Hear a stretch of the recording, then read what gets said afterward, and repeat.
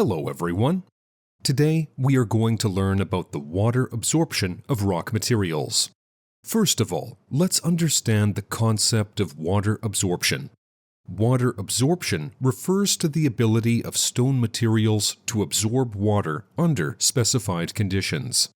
Due to the difference in pore structure, pore size, and distribution state of stone materials, the water absorption ability is different under different test conditions. Therefore, the current industry standard JTG E41-2005 Test Methods of Rocks for Highway Engineering in China stipulates that water absorption and saturated water absorption are used to characterize the water absorption of stone materials. So, what are the indicators of water absorption? They mainly include water absorption and saturated water absorption. According to Test Methods of Rocks for Highway Engineering, JTG E41-2005, water absorption refers to the percentage of the maximum absorbed mass of the stone specimen in the mass of the stone specimen dried at 105 plus or minus 5 degrees Celsius to constant weight under normal temperature of 20 plus or minus 2 degrees Celsius and atmospheric pressure. The saturated water absorption refers to the percentage of the mass of the maximum water absorption of the stone specimen in the mass of the dried stone specimen under the condition that the specimen is forcibly saturated at room temperature, 20 plus or minus 2 degrees Celsius, and vacuum pumped to a vacuum degree of 20 millimeters of mercury. Therefore, the water absorption formula is expressed by WA equals M1 minus M divided by M times 100%, where WA represents the water absorption of stone, percentage.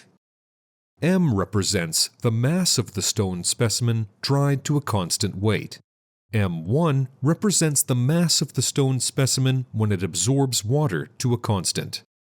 And the saturated water absorption is expressed by WSA equals M2 minus M divided by M times 100%, where WSA is the saturated water absorption of stone.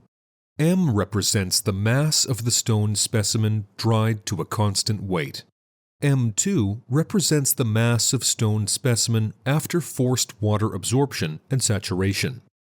To let you have a better understanding of the water-saturated state of stone, please judge whether open pores and closed pores are filled with water when the stone is saturated after absorbing water.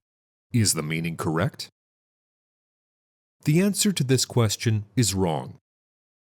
First, we know from the previous knowledge of physical constants that the difference between open pores and closed pores is that closed pores are not connected with the outside world.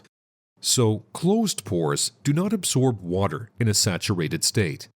Now we know that both water absorption and saturated water absorption absorb water by the open pores of rock. So, let's think about what the difference between water absorption and saturated water absorption is.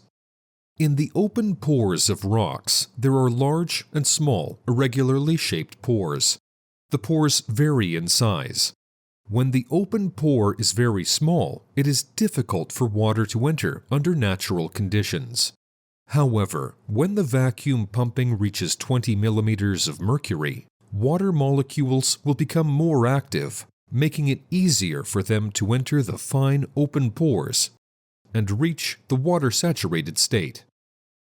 Therefore, the difference between water absorption and saturated water absorption lies in that the mass of water absorbed by rocks in different states is different.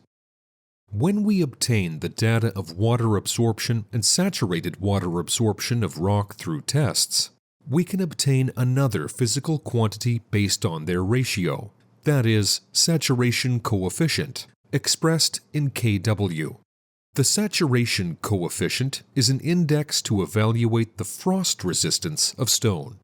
The larger the saturation coefficient is, the more limited the space left after water absorption under normal pressure will be. and the more easily the rock will be damaged by frost heave.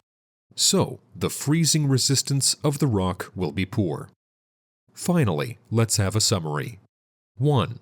The focus of this lesson is to master the concepts and formulas of water absorption and saturated water absorption of rock. It should be noted that the water absorption capacity of rock will vary under different test conditions. 2.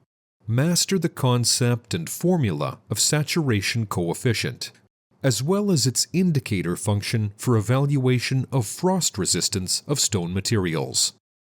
That's all. Thank you.